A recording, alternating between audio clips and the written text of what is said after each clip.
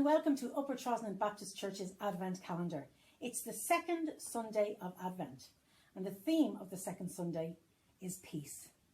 Richard, tell us why this was important for the people who were waiting for Jesus. Why were they in such need of peace?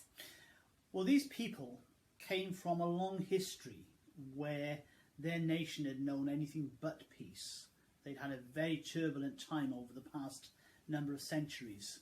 And that was still the case at this time when the Lord Jesus Christ was born.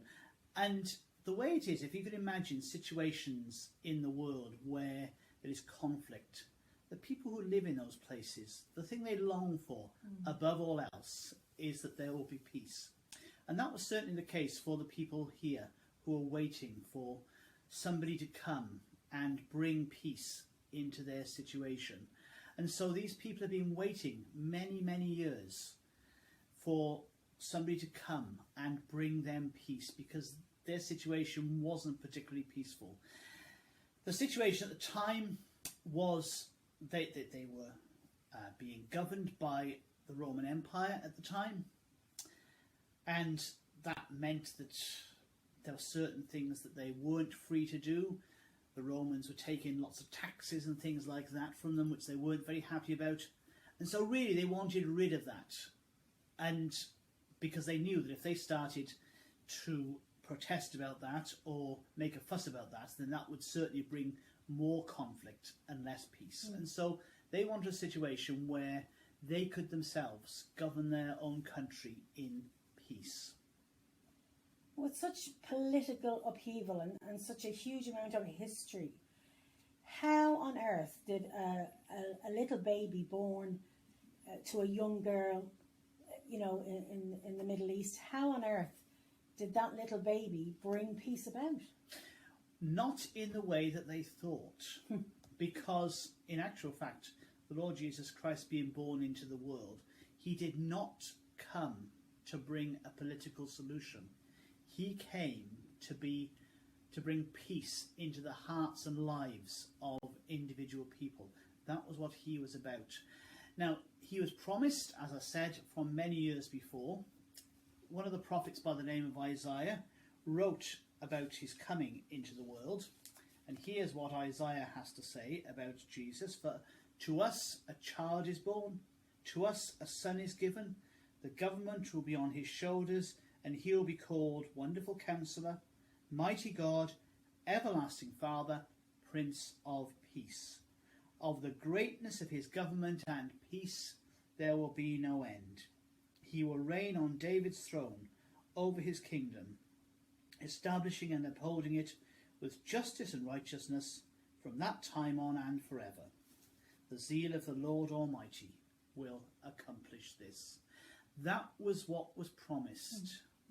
And when we read there about him being the Prince of Peace, of the greatness of his government and peace, there will be no end. That was not a political government. That was not anything like that. It was the peace that comes from being part of the community of faith, of people who put their trust in him. The peace that he brings to their lives, and the peace that he brings in community to those who put their trust in him. And so it wasn't a political solution, it was a peace that was more personal and, yes, corporate, but corporate amongst those of faith. So if it feels that everything is falling down around us, which sometimes, especially over the last, year and a half or so, it has felt like things, there's been great upheaval, there's been worry, there's been uncertainty with work, there's been illness, in some cases people have lost loved ones. The suggestion here is that there is a peace available to us regardless of the external situation. How is that peace? How can we have that peace regardless of what's going on outside of ourselves? Well, it's a case of recognizing Jesus as the Prince of Peace, as the one who brings us that peace, but we have to then make that step of going to him and saying to him, I want that peace in my life, and saying to Jesus, I want you in my life to bring that peace, because we have to recognize that we need it, but we also need to recognize that he is the one who could give us that peace. he is the one in whom peace is found. And so we have to come to him and ask him for that. And then we will know the peace of God in our lives. We will know him as being the Prince of Peace for us. And then his rule and reign in our lives will bring peace. And then, of course, we can then, with others, know that who have also experienced that peace together, know his peace. And then in our lives, individually and corporately, bring something of that peace to the world around us, because, as we know, the world as it is today desperately needs peace as well, doesn't it? Absolutely. Well, be assured that we are praying for you, wherever you are, wherever you're watching this. We are praying for our local community and our neighbours and our valley, but we are also praying for everyone watching and praying for your families as well, that you would have not just peace in your families, not just peace in your communities, but peace in your individual hearts, the peace that is brought by God. So thank you for joining us today, and we'll see you soon.